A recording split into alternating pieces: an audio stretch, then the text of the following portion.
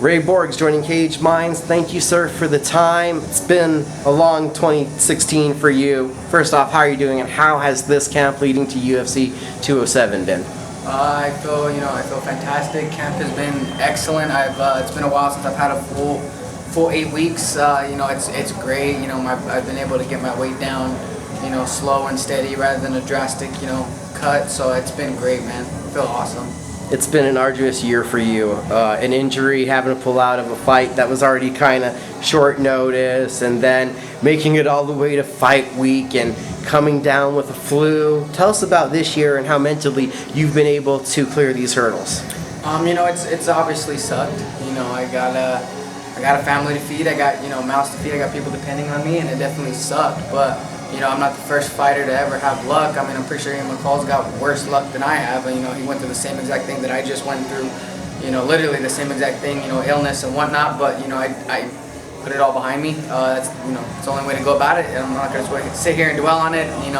Cry about all the bad things that have been happening. And I'm just gonna put it behind me and move forward and do what I plan to do in my life. Okay, outside of these, trials that have happened, you've still been able then to put in a lot of time. There's several camps you've been able to go through. So how do you feel about your progression as a martial artist? I feel like my progression as a martial artist has skyrocketed. I've been in the gym non-stop perfecting what I need to perfect, and not only that, the struggles of 2016 have made me a mentally stronger person, and I think that really helps along with my game.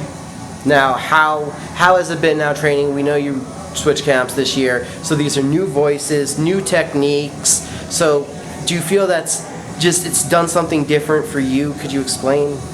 Yeah, it's done something different for me. Mentally it's done a lot differently for me. Different voices, different people behind me, but that I adapt quick. Anybody who knows me knows I'm a sponge. I adapt quick. It doesn't really matter, what voice is behind me. I'll adapt to that voice and continue out my career, doing what I do best, and that's beating people up.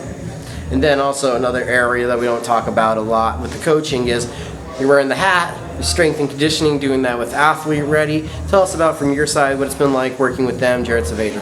Jared Saavedra, he's the man. He knows his shit. He's awesome. He's not just someone who's gonna kill you and make you do thousands of medicine ball slams or hit a fucking baseball bat or hit a bag with the baseball bat and claim that you're working power. He's he knows his shit. He's very scientifical, and it's been awesome being able to work with Jared. I've been one of his first MMA athletes, and it's been great to grow with him over the last year. So, what do you feel that you're making the gains, and where in your strength and conditioning for your weight class for you, where are you looking to make the gains? Obviously, because people have told me how strong I am in the past, but I feel like being one of the youngest guys on the roster, I feel like if I have to improve anywhere to compete with some of these guys, it's my strength. So we work a lot of strength training, but not only that, making sure I stay quick and agile, and make sure my agility is on point.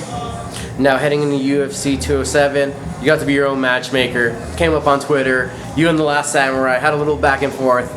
What was that experience like, making your own matchup, having a little beef right here? No, it wasn't.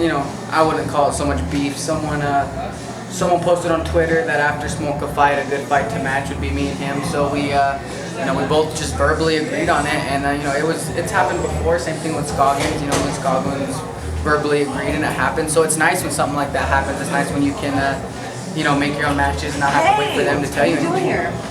So in this fight, where do you see your biggest advantages being against Smolka? Mark is just here. I'm sorry, what was that? What do you see as your advantages in this fight? Speed, quickness, explosiveness, power. I feel like, everywhere I'm great at, he's okay at, and everywhere he's great at, I'm better at. So, I feel like my speed, power, and explosiveness is just going to overwhelm him. What did you see from him in his last fight? Did you even check that one out? Sloppiness. I've called it from the get-go that he fancies himself as a really good scrambler, but, he's sloppy in those scrambles. Going into UFC 207 now, it's a late start to your year. Was it something important to you to still be able to get in a fight this year with everything that's happened?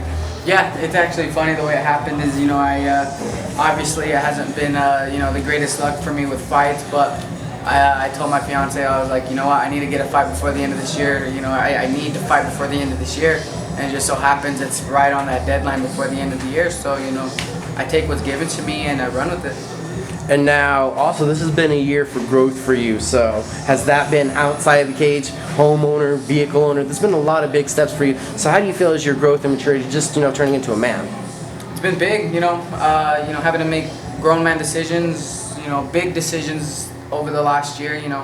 Having to leave my gym that I was at 5 years, that I started my career with. It was one of the hardest decisions I've ever had to make in my life, but I made it to better myself.